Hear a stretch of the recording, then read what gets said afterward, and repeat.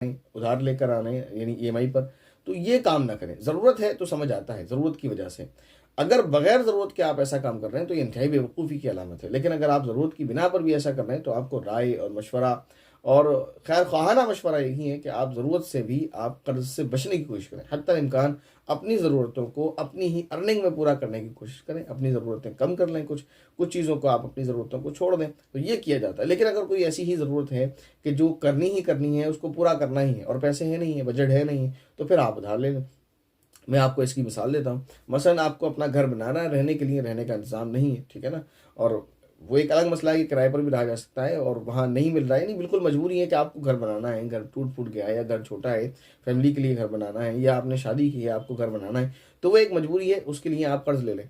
लेकिन कर्ज़ लेकर आप घर बनाएँ और फिर घर में जो है बिला वजह आप यानी टाइल्स, पत्थर और फिर उसमें पीओपी और पीवीसी ये सारे काम कराएँगे, तो फिर ये अक्लमंदी की बात नहीं है। खुदा ना ख़ास्ता अगर आपको मौत आ गई, तो फिर तो आप अपने औलाद पर, बीवी-बच्चों पर एक वबाल छोड़कर जाएँगे। जब आपके पास अभी नहीं था, तो बीवी-बच्चों के पास कहाँ होगा आपके छुपाने के लिए? तो अगर आप कर्ज़ ले रहे हैं घर बनाने के लिए, तो घर ऐसा बनाएँ जो आपकी ज़रूरत है, यानी उसको पूरा कर लें। जब अल्लाह आपको पैसे दे, तो उसमें आप टाइल्स भी लगाएँ, पत्थर भी लगाएँ, पीवीसी लगाएँ, पीओपी लगाएँ, जो चाहें आप वो लगाएँ।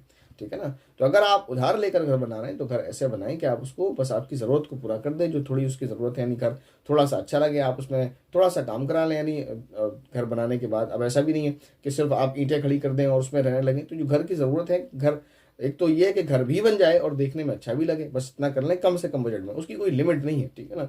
तो ये काम आप कर रहे हैं, ये आपके ऊपर डिपेंड करता है कि कितना कर्ज आपके लिए आपकी हद से बाहर है और कितना कर्ज आप आसानी से चुका सकते हैं। तो इन सारी चीज़ों को देखते हुए